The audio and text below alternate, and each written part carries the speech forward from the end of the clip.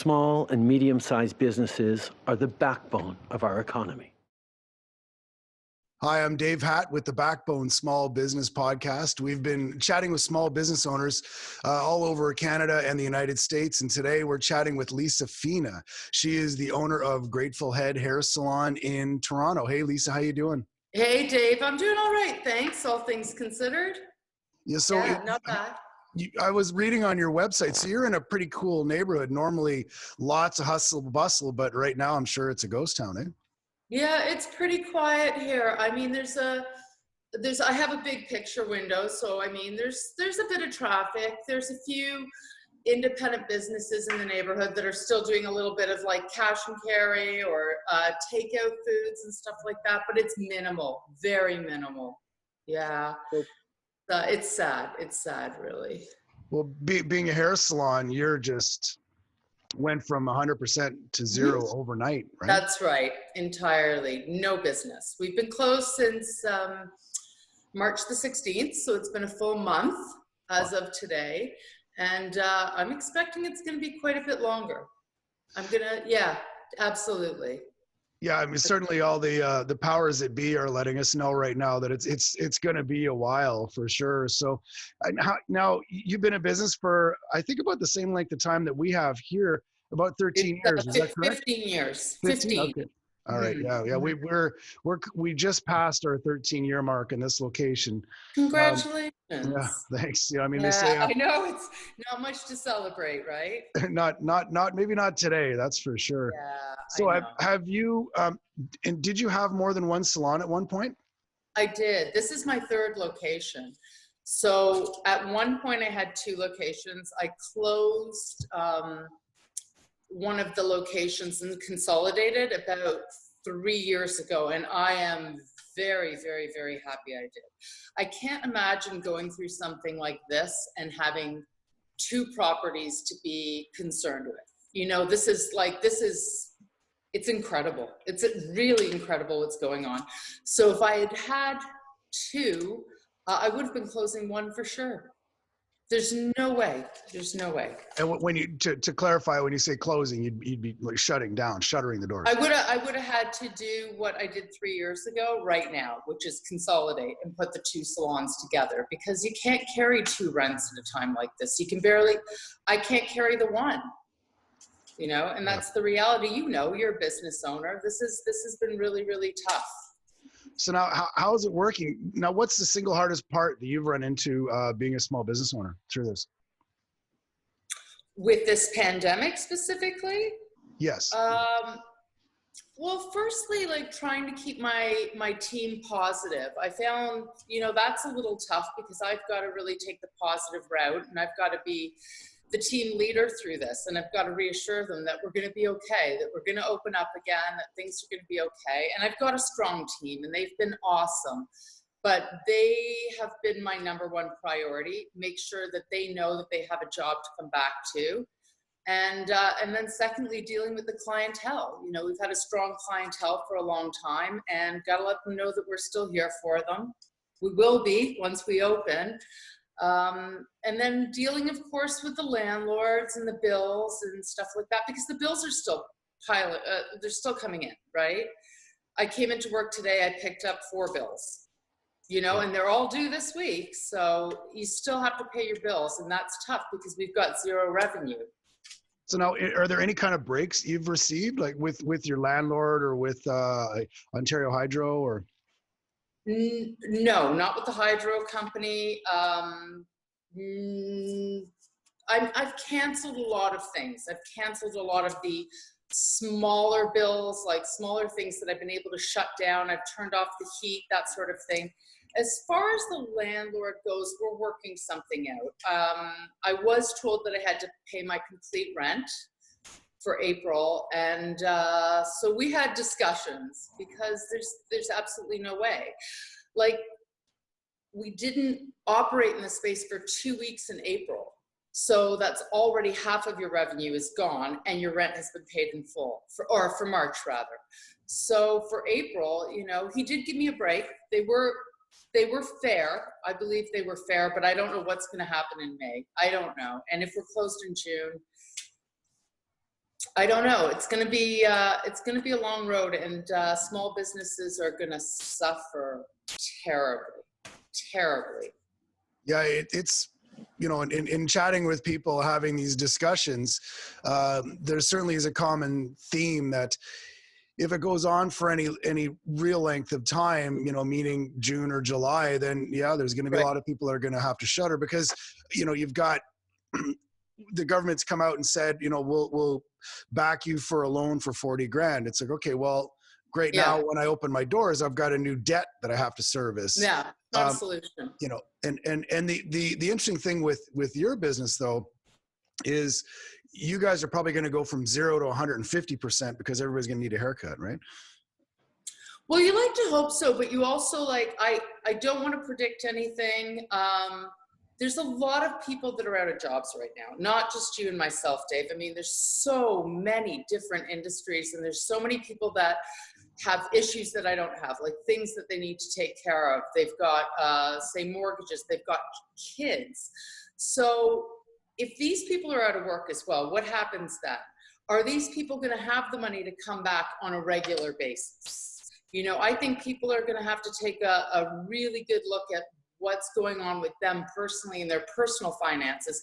I think we're going to be okay. Generally, this is the type of industry that's pretty recession-proof for the most part. People but gotta look good, man. You don't live in people's pockets, so you can't. I don't want to predict what's going on. I just hope that it gets back to normal soon. I mean, we need government support. We need government support. It's a really big problem right now. So what would you need from the government specifically that would help you out?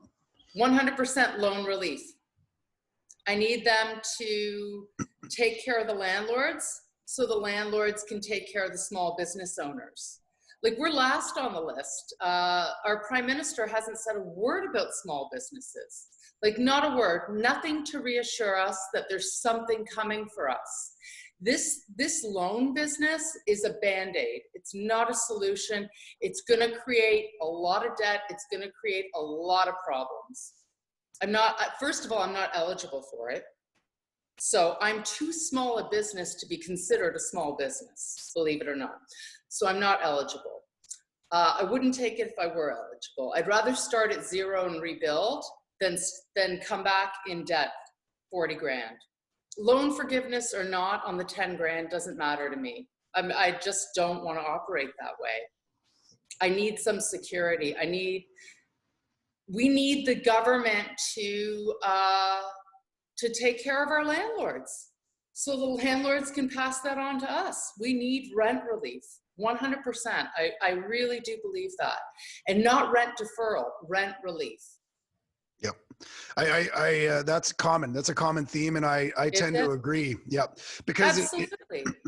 Yeah, because if our landlords aren't taken care of from the mortgage codes, and they're not, right. It means they're not taken care of from the government. The government came in, and that was the first thing they did is talk about shoring up the banking system in Canada. So it has to go to the point where the mortgage companies don't need to pinch the landlords to get that money, to extract that capital from them, because the trickle-down effect from that is exactly as you've said. If the landlords don't get a break from the mortgage companies, they can't give us a break because they're getting pinched from above.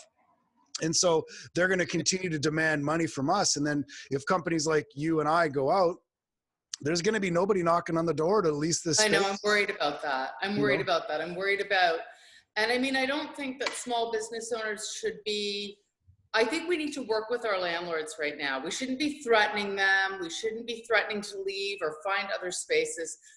We have no idea what's coming, you know, and if you've been a good tenant and you've got a good landlord, we should be able to work something out, which is what's happening with me. My landlord's been quite fair with me.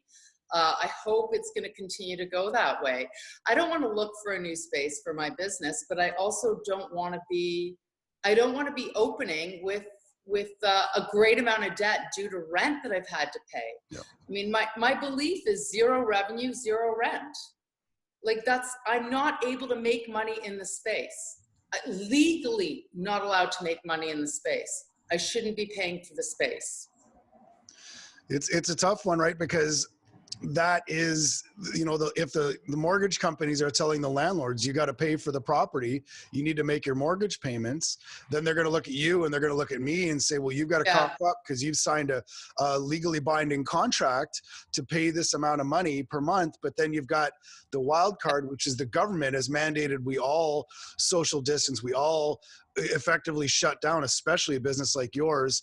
And so if we're forced to close, we're forced into a situation where we can't possibly earn the revenue to get back in the game. And then even once they do give the green light for some businesses to start to go back in operation, it's not going to go from 0 to 100, because as you've already alluded to, it's not. Everybody that's out of work, their bank accounts have been depleted, so they might come in and get a trim from you, but they're not going to get full highlights and a blow dry in the whole 9 yards. You're just going to get a little bit to eke out, right?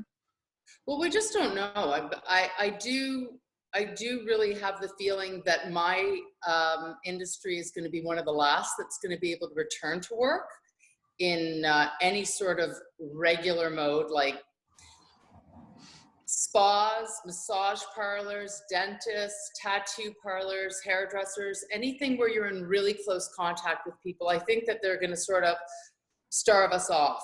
They're going to have us come back last, which makes perfect sense, right? It makes perfect sense. They might have a stipulation in place where I'm not able to have my full team on. I can't have 5 or 6 hairdressers on. They may only want 2 hairdressers on, 2 clients in the salon, and continue the social distancing within the space. And thereby, the revenue is going to be a lot less than what we're used to anyway. So it's hard to predict, I'm trying to stay positive. I'm really of the frame of mind that somehow it's going to get worked out. The government's going to have to address the small businesses. If we truly make up 40% of the economy, they're going to have to address us. They're a little late to the game, but they're going to have to address us at some point. Well, it is an interesting thing, because I know, my accountant has told me about programs in Denmark where that's what it's been. It's been full, just, write a check, full forgiveness. It's not loading the businesses up with this burden of debt, because even if, as you mentioned, even if my landlord says, you can defer the rent, but it's going to be due in a year and a half. Well, now all of a sudden I've got potentially a loan payment from the government. Plus I've got a ballooned rent payment. Right. So for the next year and a half, I'm going to be losing money anyway. So it's either I close the doors, if I look at it purely as without through rose-colored, if I don't look at it through rose-colored glasses at all, then I might as well close the doors now, because there's going to be so much debt on the other side that I'm not going to make it through. That's right. And I think that's something that a lot of small businesses are facing. And I've been in business a really, really long time, and I've got another 5 years on my lease. So I've sort of been struggling with that too. And I've been like, well, what do I do? Do I really open my doors in a few months and start back where I was 15 years ago? Do I go down that road? And I'm like, absolutely, I have to get through this. And I have to get through this because my team deserves to have a great place to work. They deserve to have a good job. And I know I can make it another 5 years. I could probably make it another 10, but it's going to be an uphill battle. Whereas at this point in my career as a small business owner, I would think that I'd be coasting a little bit. I'm going to have to kick my ass a little. I'm going to have to work really, really, really hard. Work really hard to get to the top and work twice as hard to stay there. Going to have to work 3 times as hard just to get her going again. Yeah, I know. But I'm up for it. I'm really positive. I'm trying to be, I have days. Well, it's good. I mean, I'm of the same mindset in terms of being positive, which is why during this whole thing, my partner Jerry and I started a new business. Like, what do you do when every business is shut down? Start a new business. Right. Makes complete sense, right? But with this business, with the wet cleaner, I mean, it is interesting, because I am positive about it, and it is something I'm passionate about. What I did, I had really great staff for the first time in a long time, but I let them go at the outset of this break, this pandemic, because I wanted them to be first in line for EI. So I didn't want to have to carry them and then have to negotiate with the landlord. I wanted it just to be one at a time. And this way, at least I knew the staff were taken care of by the Canadian social net. So they're at least, you know, able to eat and hopefully pay their bills from that. But you're right. I mean, the unknown, or not the unknown, the factor that you and I haven't added into the equation is when we started the business, it was 13 years ago. We were both younger and had more energy and were more excited about it, right? So now it's like, okay, I hear you and I'm with you and I'm totally down for it. But man, I think it's something that unless you own a small business, you don't truly understand how hard it is, because you have very clearly expressed your concerns about your team, your staff, and which is something you have to do. But you also have to concern yourself with putting food on your table, and you also have to concern yourself with all your bills within the business. So it's a lot. That's right. I have days where I come in here and see, we run a music studio as well. So we have a music studio in this building as well. And one of my staff takes care of the music studio. So he's in there taking care of the studio. So I do see him on occasion, more than 6 feet apart. And I have moments where I'm really, really, really upset, and I'm letting it out, and I'm letting it out on him, you know, because he's been with me for 15 years and he knows who I am, and he's built this company with me and he knows what I'm going through. But for the most part, I try to like get it out and get rid of it, and then go back to the bigger picture, you know, and the bigger picture is that no one saw this coming. This is not happening to me. It's not happening to you. It's not happening to my community. It's global. So this is bigger than any business, you know, and I have to look at the bigger picture, and I have to be very thankful and very grateful for what I do have, and prepare myself to come back strong. Really, really, really strong, and do what I can in the meantime too, to realize that it is worth being here and it is worth fighting for. You know, I'm on the phone, I'm talking to clients, and I mean, I'm really talking to clients. Like, I'm on the phone with some people for 15 or 20 minutes, and I'm getting to know what they're going through, and I'm keeping up those human relations that are so integral to my business to begin with. And it's been great. You know, it's been really, really nice. I mean, yeah, absolutely. Financially, it's been horrible. Everything that I've built, all the money that was there is gone. We're depleted. We're starting at ground zero. Absolutely. But I'm starting at ground zero with an excellent clientele and a great staff. And we're going to do it. We're going to make it, you know? You're going to have to. Failure's not an option here. But we do need the government support. You know, I'm not all sunshine and roses. I'm really upset that small businesses haven't been mentioned and it hasn't been addressed. And I'm waiting for it because it's coming. You know, we are last on the list. That is for certain. We're last on the list.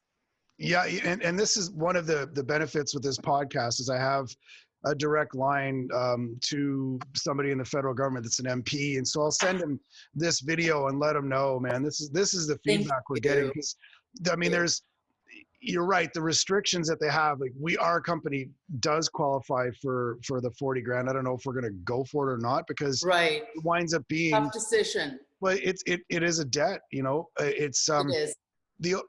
You know, looking at it through a positive mindset, I think if there's enough push among Canadian business owners to say, look, this, whether it's 40 or 100 for small businesses, it's got to be 100 of cash. If the mortgage companies if the government's not going to help the mortgage companies, which aren't going to help the landlords not defer but not have to pay rent, almost like if you're asking us to freeze all of our activities, there has to be at least an eye to freezing the economy. I don't know how, I'm not an economist, but if you're unable to circulate cash among the small businesses, then how the hell can we pay the rent? And then you're going to have all these vacancies. So I believe that as this thing is evolving, and I tend not to have a political stripe, but I've been somewhat impressed with what some of the programs the government has come out with. But I do agree with you As am I. wholeheartedly that there needs to be more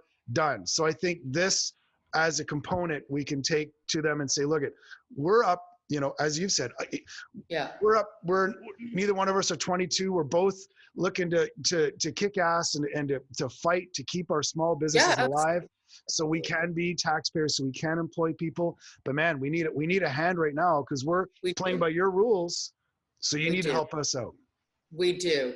I'm just waiting. I'm waiting for them to address it. I'm talking to a lot of small business owners, a lot of people in the hairdressing industry, and then a lot of people in other industries as well. Like, I know a lot of small business owners, obviously. I'm a member of my BIA, and I've been in contact with small business owners on a daily basis, and everybody's got sort of different things that they're worried about, because we're all in a different situation. We're paying different rents. We're in different neighborhoods. The nature of our business might be different. We have different square footage, different street traffic.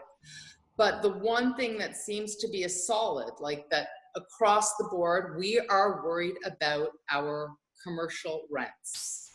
We're very worried. And that's the biggest stress. Like, I still have to keep the hydro, like I have to keep the electricity and the hydro and all those things going while I'm closed. I need my alarm system in place. I need my telephone and my internet in place. I need the alarm service, I need all these things. And they cost money, and the bills keep coming out and there's no money coming in. So the biggest bill is always your rent. And I don't know, I mean, my space is owned by a very huge corporation. So they have different things in place. I mean, if this was like a little ma and pa shop, like I might be able to like sit down and kind of do the one-on-one thing, the neighborhood thing, but I'm dealing with a corporation. So, and like I said, they have been great, but it's not rent relief. And if this goes on for another 3 or 4 months, I am coming back to my company in debt. So this is what I'm prepared for.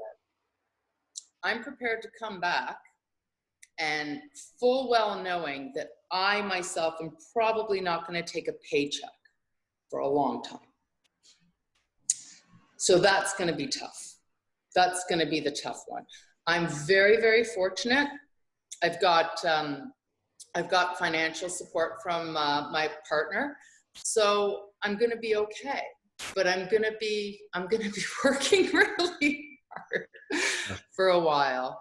But I also know that a lot of people would trade places with me too. There's a lot going on in the world right now that's pretty sad. Well, you mentioned, I mean, right behind you is Be Grateful, and it's the name of your salon. So I think it might be good to to address that. It is kind of a first world problem that we're both facing. We're both sitting in our own businesses.